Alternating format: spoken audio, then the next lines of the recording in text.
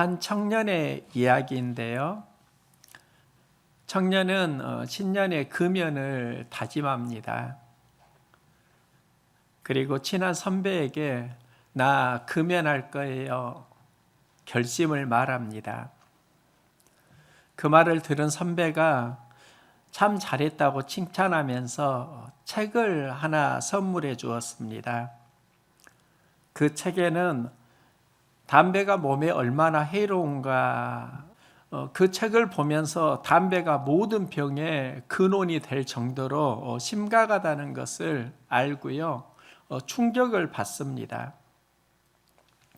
그리고 청년은 그 책을 보고 결심을 하는데요. 나 앞으로 절대 책을 읽지 않으리라. 우리 삶을 보면 여러 갈림길이 있습니다.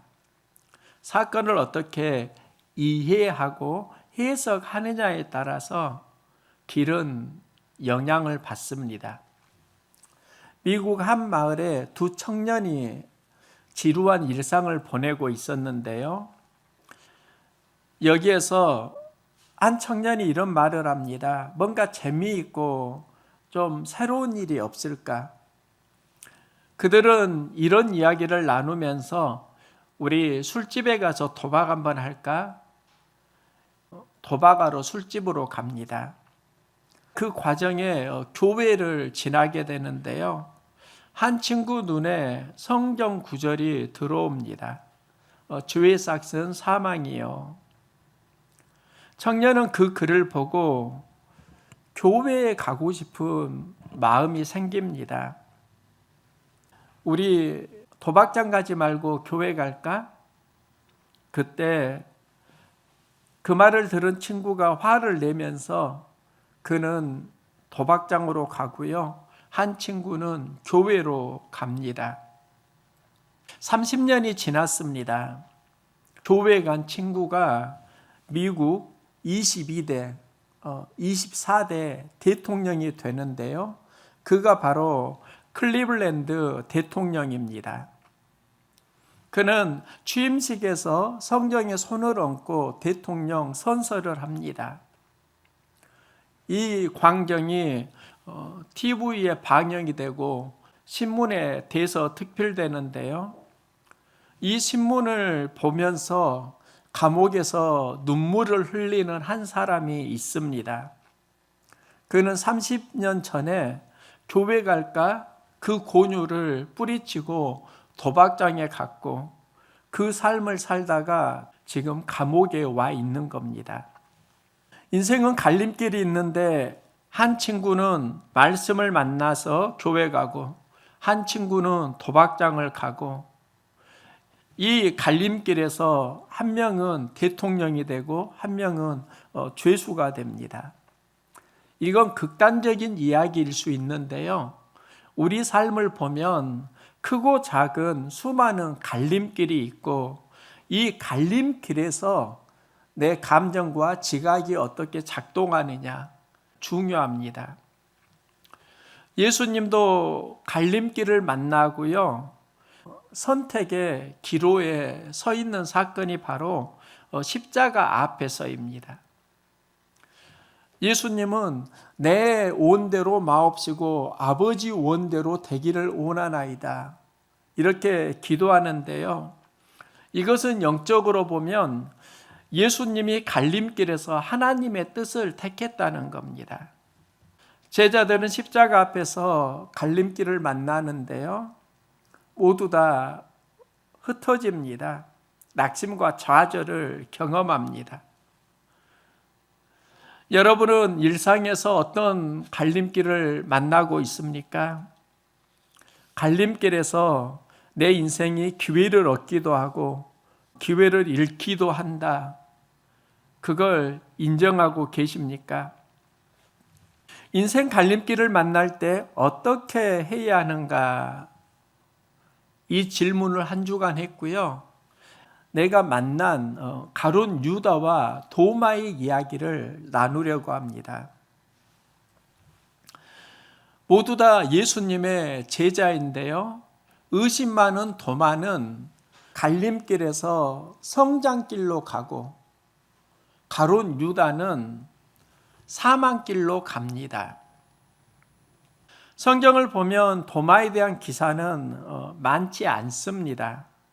자료를 보니까 도마는 인도에 선교 활동을 했고요. 첸나이에서 순교를 했는데 인도 종교 분포도를 보면 힌두교가 80%입니다. 기독교가 2, 3% 정도인데요. 이 첸나이 지역은 기독교가 80%에 이른다고 합니다. 도마가 그곳에서 순교를 했고 복음의 영향력을 행한 것입니다. 요한복음 20장 24절을 보면 12 제자 중에 하나 디드모라 불리는 도마는 예수께서 오셨을 때 함께 있지 아니한지라. 예수님이 부활하시고 많은 사람들이 부활하신 예수님을 만났는데 도마는 그 자리에 있지 아니했습니다. 예수님이 십자가에 달려 죽으실 때 제자들과 함께 있지 않았다는 겁니다. 예수께서 십자가에 달려 죽으실 때 마음이 낙심되고 그 낙심으로 신앙 공동체를 떠난 것입니다. 있어야 하는 자리를 떠난 사람이 도마인데요. 이런 도마를 의심 많은 도마라고 합니다. 우리가 신앙이 자라려고 하면 자리를 붙들어야 합니다. 맹자는 중국 춘추 전국 시대의 유학자인데요. 공자와 더불어서 중국에서 가장 존경받는 대사상가입니다. 이 맹자에게 영향력을 행한 사람이 어머니라고 할 수 있는데 어머니는 맹자가 어릴 때 묘지 가까이에서 살았습니다. 맹자는 그곳에서 죽은 사람 장사 지내는 것을 보고 장의사 흉내를 냅니다. 교육에 좋지 않다고 생각해서 어머니는 맹자를 데리고 이사를 하고요. 이제 시장 가까이에 집을 얻었습니다. 맹자는 물건 파는 장사꾼을 보고 이제 장사꾼 흉내를 내는 겁니다. 어머니는 서당이 있는 곳으로 이사를 갑니다. 맹자는 그곳에서 글을 배우고 춘추 전국시대 유명한 대학자가 됩니다. 이걸 맹묘 삼천지교라고 합니다. 즉 내가 어디에 몸을 담고 있느냐에 따라 삶은 영향을 받는다는 겁니다. 예수님이 부활하신 이후 제자들에게 말씀하십니다. 예루살렘 떠나지 말라. 약속하신 것을 기다리라. 예수님이 당부하신 게 바로 몸의 자리입니다. 예루살렘이 어디일까? 우리는 보통 예루살렘을 하나님의 성전으로 이해하는데요. 예루살렘은 그런 의미만 있는 건 아닙니다. 제자들은 예수님을 따르면서 예루살렘에서 하나님 나라에 대한 꿈을 꾸었습니다. 예수님이 십자가 달려 죽으시니까 이제 낙심하고 낙담하고 그 자리에서 흩어집니다. 그러면 예루살렘이 어디인가 생각해 보면 제자들에게는 아픔과 상처의 자리입니다. 내가 넘어진 자리가 있잖아. 그 자리에 가서 다시 시작하라라는 메시지입니다. 그런데 시작하라, 어떻게 시작하라? 약속한 것을 기다리라. 바로 성령님과 다시 시작하라. 이런 의미가 있습니다. 도마는 그 제자들과 함께 있지 아니한지라 이렇게 출발하는데요. 나중에는 사도행전 1장 13절을 보면 도마와 바돌로메, 마테오, 알페오 아들 모두 다 거기 있어라고 기록하고 있습니다. 그러니까 예수님을 만난 이후에 예수님이 약속하신 예루살렘에 함께 있었다는 겁니다. 있어야 하는 장소를 회복했고 그 자리에서 했던 일이 마음을 같이하여 기도에 힘쓰니라. 몸의 장소를 회복하고요. 기도를 통해서 마음을 회복합니다. 성장하려고 하면 두 가지가 회복되어야 합니다. 하나는 몸의 장소가 회복되어야 하고 또 하나는 마음이 회복되어야 합니다. 토마는 몸의 자리를 지키고 여기서 마음을 회복합니다. 그래서 의심 많은 토마가 나의 주님이시요 나의 하나님이시니이다. 예수님을 향한 신앙을 고백합니다. 토마는 갈림길에서 예수님을 만나고 몸의 자리, 마음의 자리를 지키면서 복음의 영향력을 행하는 사람으로 성장합니다. 인생에 갈림길이 있습니다. 몸이 어디에 있습니까? 마음이 어디에 있습니까? 몸의 자리, 마음의 자리를 우리가 회복해 가야 합니다. 얼마 전에 막내 아들이 세월호에 대해서 물었습니다. 학교에서 세월호에 대한 이야기가 나왔고 세월호가 뭐야? 그걸 나에게 물은 겁니다. 그래서 세월호에 대한 이야기를 설명을 해 주었는데요. 아들에게 말은 하지 않았지만 세월호 하면 생각나는 어떤 사건이 하나 있습니다. 단원고 학생이 세월호를 타고 수학여행을 갔는데 이때 인솔자가 교감 선생님입니다. 교감 선생님은 세월호에서 구조를 받고 이제 세월호 안에 갇혀 있는 학생들을 진도 실내체육관에서 기다리고 있습니다. 진도 실내체육관에 학생들의 학부모들이 모여 있습니다. 한 학부모가 교감을 보고 이런 말을 합니다. 뭐하러 여기 있느냐? 교감 선생님은 학부모에게 면목이 없습니다. 죄송합니다. 이렇게 말을 하고 홀로 가서요, 유서를 쓰고 산에 올라가서 목을 매서 자결을 하는 겁니다. 세월호에서 나오지 못해서 죽어간 그것도 아프지만 왜 세월호에서 나왔는데 스스로 목숨을 끊어야 하는가? 그 교감 선생님의 마음의 자리가 어디에 있는가? 몸은 나왔습니다. 세월호에서. 근데 마음의 자리는 세월호를 떠나지 못하고 있으니까 스스로 목숨을 끊는 겁니다. 교감 선생님의 이야기가 극단적일 수 있는데요. 그런데 우리들의 삶의 이야기입니다. 우리도 지배하는 마음의 장소가 있습니다. 그 마음을 어떻게 갈림길에서 품어가느냐, 이게 내 인생의 새로운 길을 열어주기도 합니다. 가룟 유다를 보면 화도 나지만 안타까운 마음이 솔직히 듭니다. 그는 갈림길에서 무너진 대표적인 사람입니다.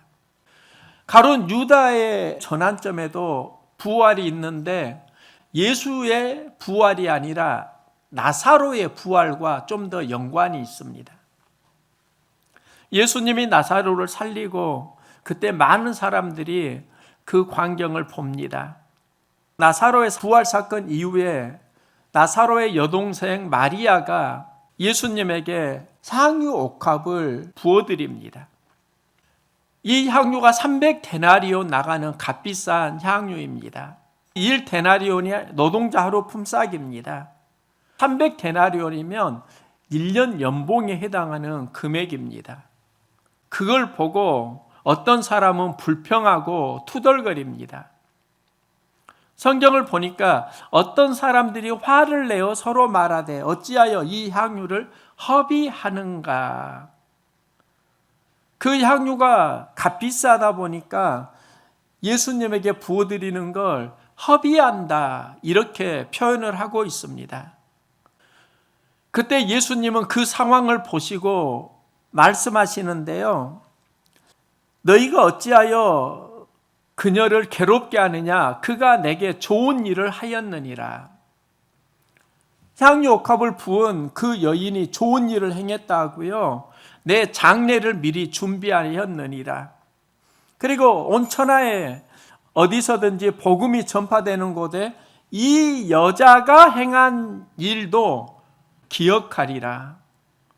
예수님이 향유 옥합을 부어드린 그 여인을 칭찬하고 그녀를 괴롭게 하지 말라고 사람들을 책망하는 겁니다. 이때 유다 안에 마음의 갈등이 찾아옵니다. 그걸 극복하지 못하니까 그의 생각에 마귀가 들어오게 되고 예수를 팔 생각을 넣게 되고 예수를 넘겨주려고 대제사장들을 찾아갑니다. 가룟 유다는 마음길에서 마리아의 향유 옥합을 제대로 이해하지 못하고 있다는 겁니다. 그러면은 그 가장 큰 갈등의 핵심이 무엇일까? 마리아는 받은 은혜에 대한 감격으로 향유를 부어드립니다. 영적 가치가 그 안에 있습니다.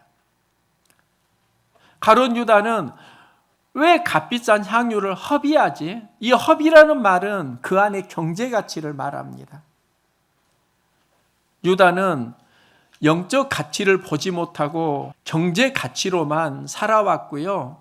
이 경제 가치가 예수님과 충돌할 때 마귀가 틈타게 되고 마귀가 주는 그 생각에 사로잡혀서 예수님을 파는 겁니다.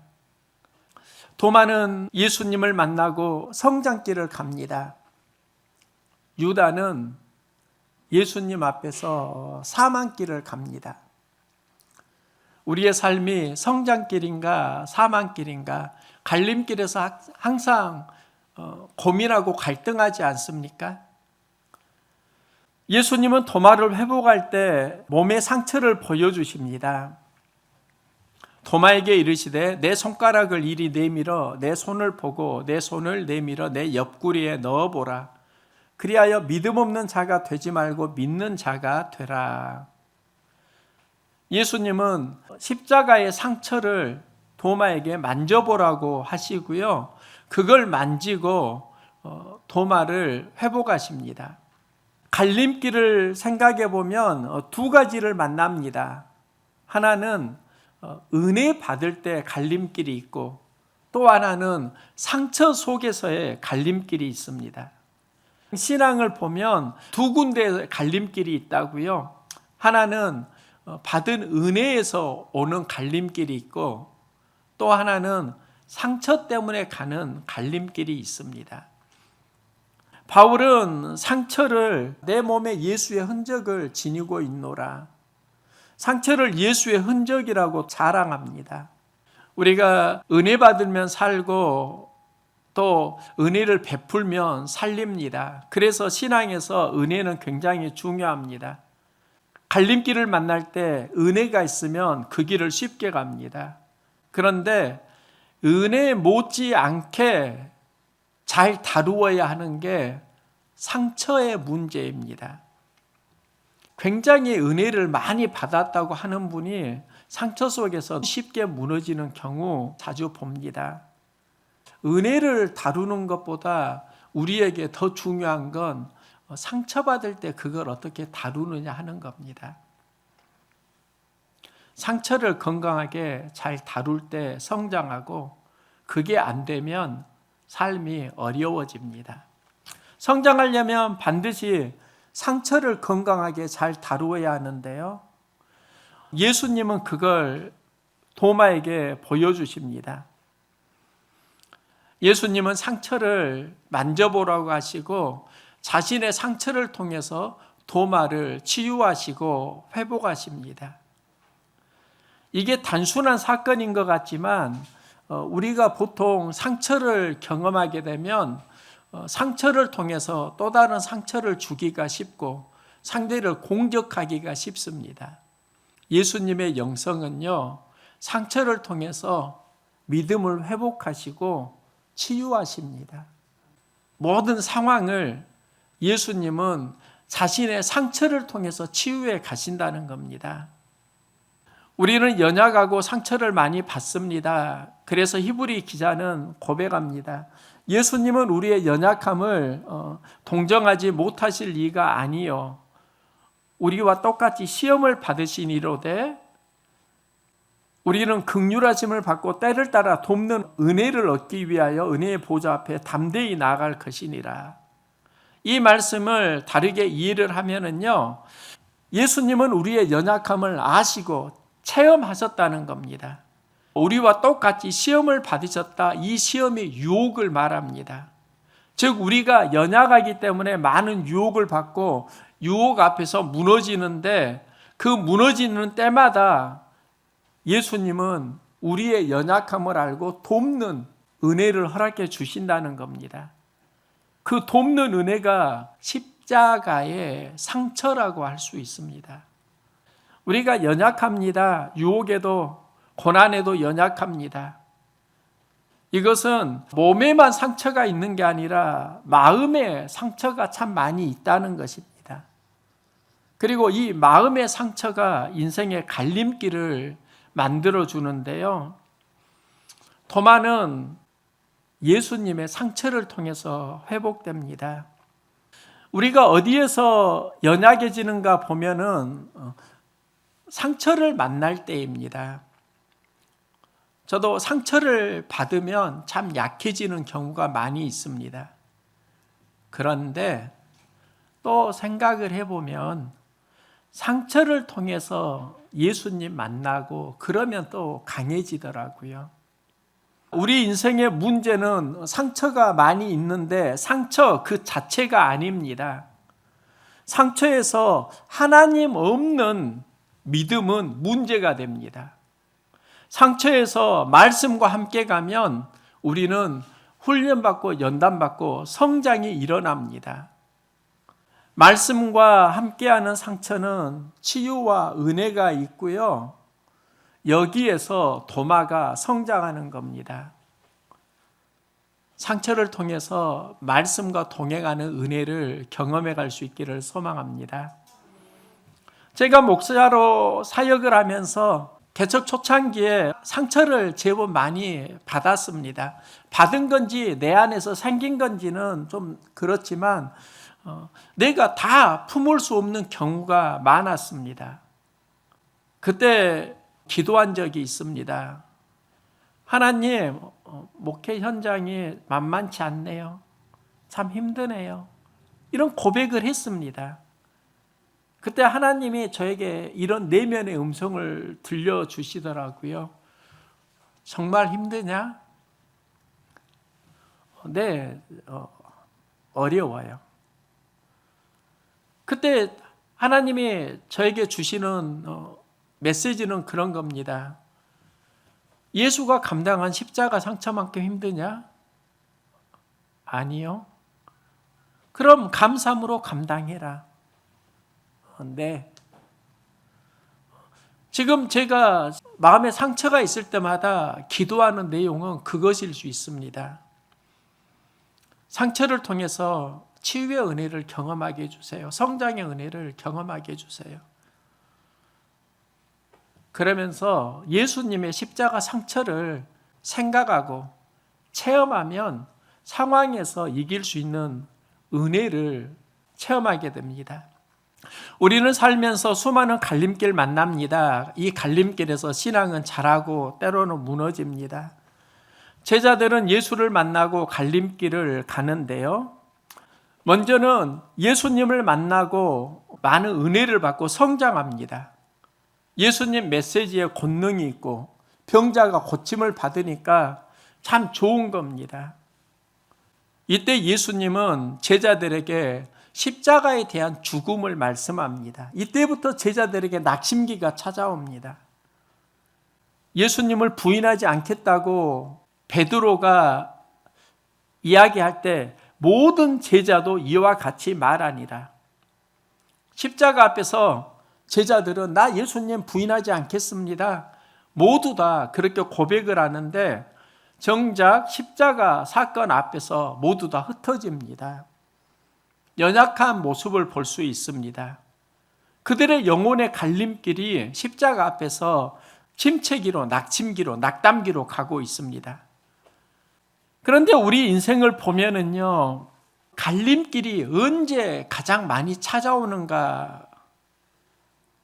지난주가 부활주일이었는데 부활 이후에 제자들에게 찾아옵니다. 가룟 유다는 나사로의 부활 이후에 사망에 이르는 갈림길로 갑니다. 받은 은혜에 대한 감격은 소멸하고 모든 상황을 경제 가치로만 보니까 메마르고 마귀가 틈타는 겁니다. 도마는 부활 이후에 예수님의 십자가 흔적을 체험합니다. 대고 만졌다는 건 체험했다는 것입니다. 이것은 십자가의 상처를 만나는 겁니다.